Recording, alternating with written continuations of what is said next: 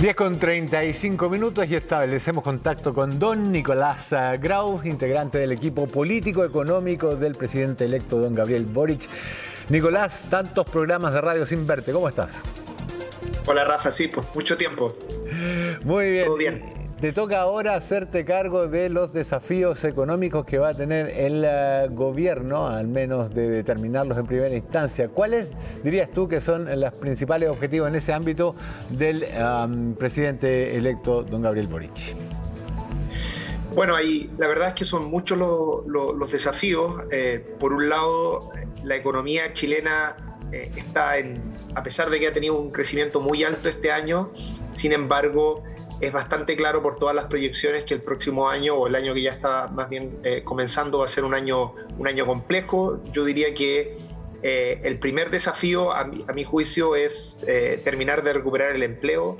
Todavía hay 500.000, de acuerdo a lo que dice el Instituto Nacional de Estadísticas, hay 500.000 personas que tenían un empleo pre-COVID que actualmente no lo tienen.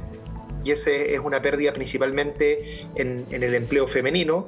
Y hay que hacer un esfuerzo porque esa recuperación del empleo sea en conjunto con nueva inversión y una nueva estrategia de desarrollo más verde, en fin, que nos permita ir moviéndonos en la dirección que queremos avanzar. Pero yo diría que la recuperación del empleo en términos económicos es lo más importante, y además hay temas que tienen que ver con la situación macro del país, como por ejemplo la inflación, que son cosas que se tienen que cuidar en una coordinación del Banco Central con el futuro gobierno.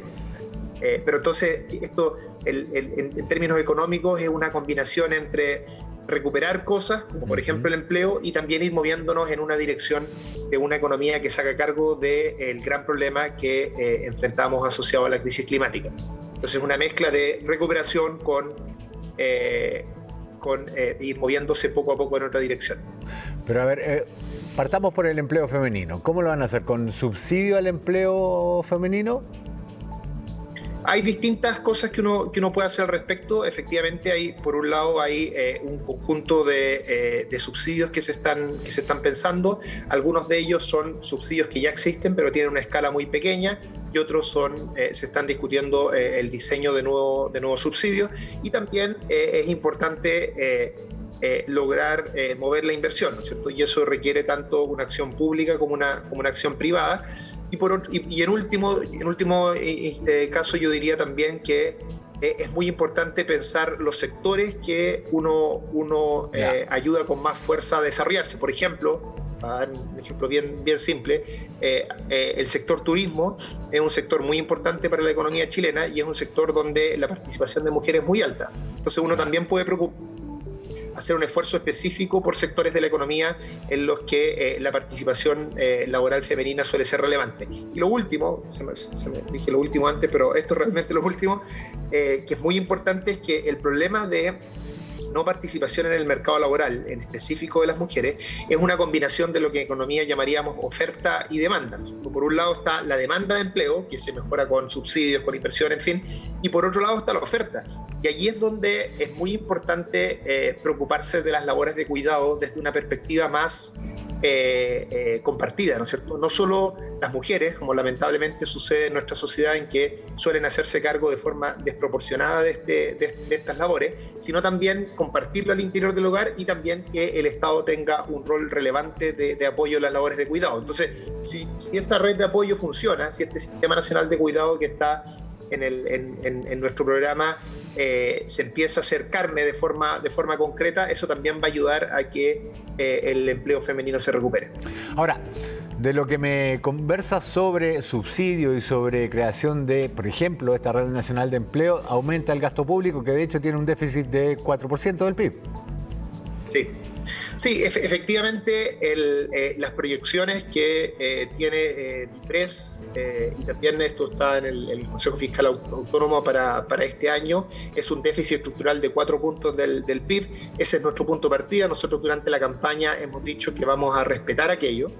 Es decir, no vamos a hacer gastos más allá de lo que está estipulado en las estimaciones del presupuesto actual. Eso, por cierto, implica una restricción, pero eso no significa que no haya espacio para para este conjunto de políticas. Hay ítems de la ley de presupuestos que dan espacios para la partida de un nuevo gobierno. Y también, esto es muy importante, nosotros hemos hecho un compromiso de que vamos a empujar una reforma tributaria, claro, que debiera dar nuevos recursos para poder comprometer estos nuevos gastos en el largo y mediano plazo.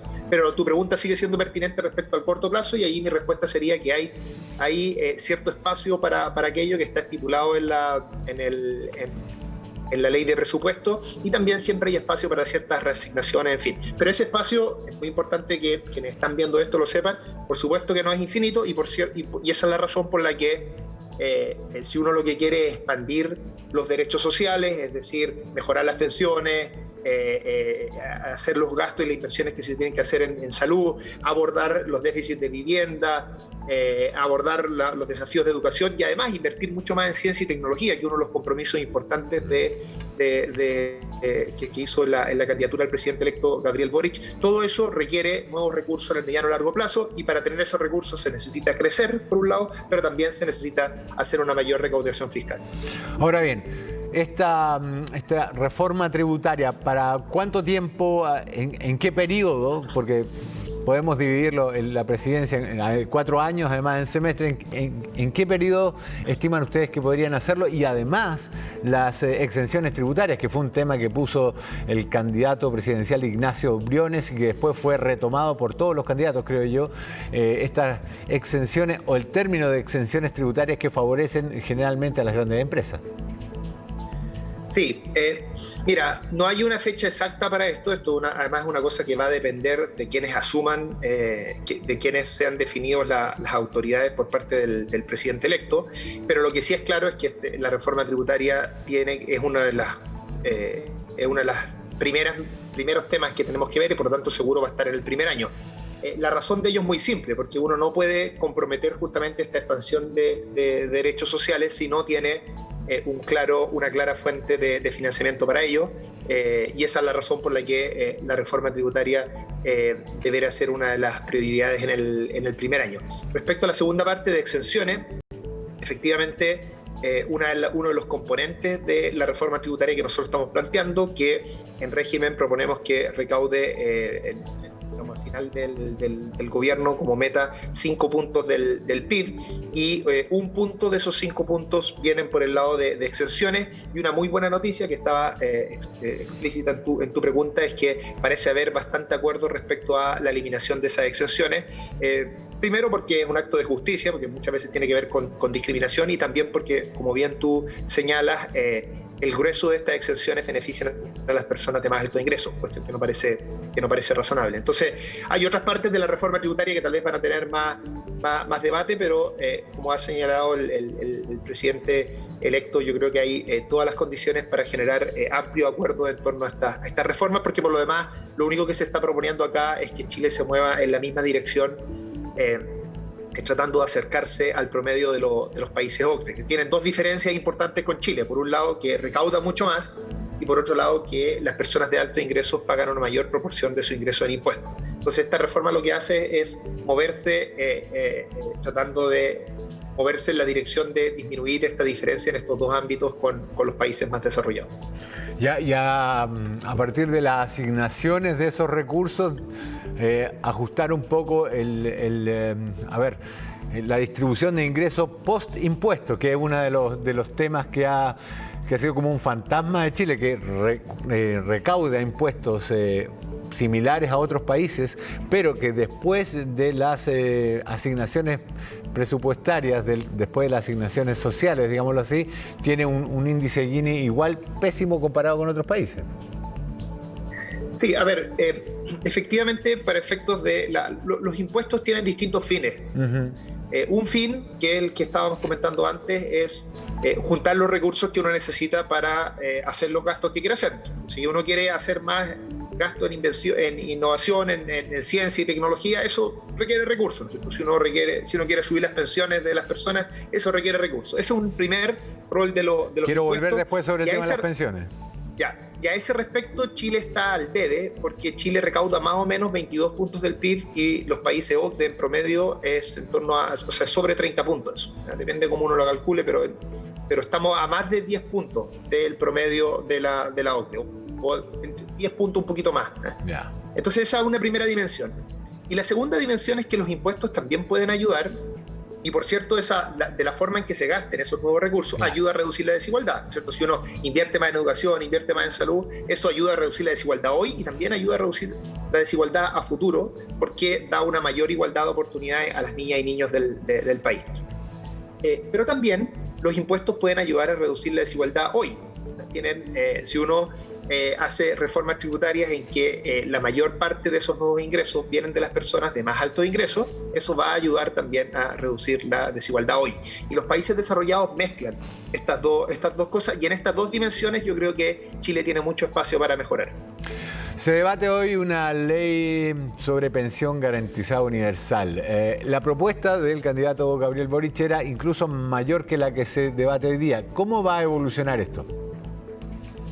Sí, efectivamente, para ponerlo de forma cuantitativa muy simple, esta es una reforma bastante parecida a esa parte de nuestra reforma, que es lo que nosotros pensábamos hacer con lo que se llama el pilar no contributivo, pero la diferencia es principalmente de montos, es una diferencia cuantitativa, no cualitativa. Esa dimensión de la reforma es bastante similar. El gobierno está presentando una propuesta en que esta pensión garantizada universal es de 185.000 pesos y nuestra propuesta en cambio es de 250.000 pesos. Entonces yo diría que en términos de el gasto que se propone acá, de los beneficios que le llegaría a las personas, el gobierno se queda más o menos a medio camino. Obviamente 185 no es la mitad de 250, pero lo que pasa es que parte de un nivel que ya existe. Claro. Entonces el gobierno está proponiendo una reforma que más o menos cuesta 1 punto del PIB, y nuestra reforma a ese respecto costaba 2 puntos del PIB. Entonces, más o menos medio camino. Yo lo primero que diría al respecto es que esta es, para mí, una buena noticia. Es una buena noticia que tengamos acuerdo de que las pensiones tienen que subir en este monto. Y además es una buena noticia, y esto quiero recalcarlo, porque a pesar de que la propuesta del gobierno no es totalmente universal, sí llega al 90% de la población, 80% en su totalidad, con todo el subsidio, y entre el percentil 80 y el percentil 90, con un subsidio decreciente. Y eso es una buena noticia porque en fondo lo que está haciendo el gobierno es reconocer que las pensiones, no solo de las personas de bajo ingreso, sino del grueso de la población en Chile son muy bajas, algo que nosotros hemos insistido hace mucho tiempo. En otras palabras, esta es una reforma que también llega a la clase media.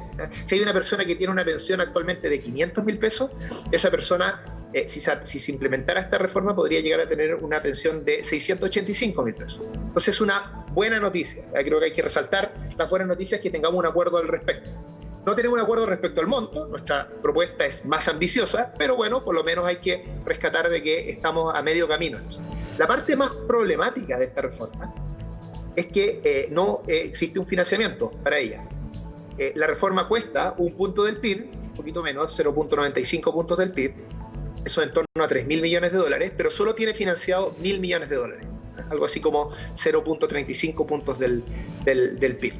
Ese es obviamente un problema porque, tal como comentábamos al principio de esta entrevista, si uno quiere asegurar derechos sociales para la población de forma sostenible en el tiempo, es importante que existan claramente las fuentes de financiamiento que van a sostener esos derechos sociales, y lamentablemente el gobierno solo ha estado dispuesto a hacer una propuesta de reducción de exenciones que financie ese tercio de la reforma. Entonces lo que nosotros hemos dicho es que, mira, esta es una muy buena noticia, estamos de acuerdo en estos beneficios que deben existir, pero lo importante es que esto se financie de forma adecuada y estemos todas y todos de acuerdo en que esto tiene financiamiento. Hasta ahora, los únicos economistas que dicen que esta reforma está financiada son los economistas que están dentro del gobierno, ni siquiera los economistas de centro-derecha que se han manifestado respecto a este tema, pero que no están en el gobierno, están de acuerdo con que esta reforma esté financiada. Ahora, ¿se va a aprobar con los votos de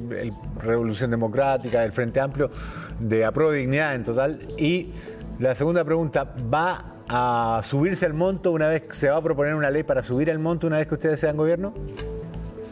Respecto a la primera pregunta, creo que a mí no me corresponde manifestarme en esto, porque creo que este es un tema que tiene que resolver el gobierno actual y también el Parlamento actual. Obviamente el Parlamento actual hay gente que a mí me representa y yo me siento muy bien representado por ellos, pero creo que no me corresponde manifestarme respecto a ello y a la estrategia legislativa, en fin, pero sí creo que es importante hacer el punto general, ¿cierto? Que ojalá a esta muy buena noticia, que estamos de acuerdo respecto a que mejoren de esta manera las pensiones de las personas, a pesar de que queden a medio camino, es una buena noticia, que sea una buena noticia completa y que lleguen a un acuerdo respecto a cómo financiar esto. Hay todas las condiciones para ello, porque, por ejemplo, nuestra propuesta de exenciones cubría un punto del PIB. También nosotros tenemos muchas otras propuestas. Hay propuestas que permiten reducir la evasión tributaria, hay propuestas asociadas al royalty, hay propuestas asociadas a los impuestos de las personas de más alto ingreso. En fin, hay una batería de opciones en la que yo diría en el mundo técnico hay bastante acuerdo, de la cual el gobierno puede tomar distintos elementos para para sumar ese punto del PIB que se necesita para financiar esta reforma de manera adecuada. Y respecto a la siguiente pregunta, bueno, que tiene que ver, ¿no es cierto?, en cómo nosotros, si se aprobara esta reforma durante este gobierno, cómo nosotros podríamos sumar la parte que falta, ¿no es cierto?, entre estos 185.000 pesos y 250.000 pesos. Yo creo que la respuesta a esa pregunta depende un poco de la estrategia legislativa que se dé, pero yo diría que, y esto se dijo durante la campaña, es que si uno tuviera que pensar las dos prioridades del gobierno, ¿no es cierto?, para abordarlas en el corto mediano plazo, son la reforma de pensiones y las reformas que hay que hacer en salud. Entonces, todo lo nuevo que se logre sumar a la reforma tributaria de la forma más rápida posible debiera tener como prioridad estas dos dimensiones, y por tanto uno esperaría que este complemento a los 185.000 pesos pudiera darse lo más pronto posible. Eso en el escenario optimista, que efectivamente el gobierno actual logre avanzar en esta materia. Por supuesto que hubiese sido ideal que el gobierno actual no presentara esta reforma con tan poco tiempo. Claro. Se hubiera abierto a hacerlo, o sea, hace un año, hace 2 años, porque las pensiones son malas hace mucho tiempo. Pero yo creo que más que centrarse en eso y discutir cuáles son las explicaciones de esa demora, creo que es mejor centrarse en la parte positiva, que, bueno, por fin estuvieron dispuestos a hacer una reforma, o proponer una parte de una reforma de pensiones que reconozca que el grueso de la población en Chile tiene pensiones muy malas, y tratemos de corregir la parte que está mal, que es que no tiene el financiamiento adecuado. Nicolás, una última pregunta muy cortita porque me quedo sin tiempo. Me preguntan por Twitter si esta reforma incluye a las pensiones de sobrevivencia y a las rentas vitalicias. La reforma sí lo incluye, y lo explico de manera muy simple. Todas las distintas formas en las que uno se pensiona, que es la renta vitalicia y el retiro programado, ¿no? Que son las dos modalidades en las que uno se puede pensionar, tienen que ver con el pilar contributivo, es decir, con los montos de pensión que tú tienes producto de lo que tú pudiste ahorrar. Claro. Esta parte es lo que se denomina el pilar no contributivo, es decir, estos 185.000 pesos y los 250.000 pesos en el caso de lo que nosotros proponemos como plan de gobierno, son montos que no son condicionales a lo que, claro, vienen de impuestos y no tienen que ver con lo que tú pudiste ahorrar. Vale. Para el 90% de la población, es decir, si tú pudiste ahorrar, si tus pensiones te permiten tener 500.000 pesos, ya sea por renta vitalicia o retiro programado, o 200.000 pesos, en ambos casos se te suman los mismos 185.000 pesos o 250.000 pesos en el futuro. Y eso es importante porque además eso significa que, como esto no depende de tu nivel de ahorro, nunca mata el incentivo a ahorrar. Claro. Es una propuesta que mejora mucho las pensiones y al mismo tiempo es buena en términos de los incentivos que genera. Así que es muy buena la pregunta para efectos de hacer esa aclaración. Nicolás Grau, muchísimas gracias por este contacto con CNN y Chilevisión. Que tengas una muy buena jornada. Muchas gracias, Rafa, y muy feliz año nuevo a todos.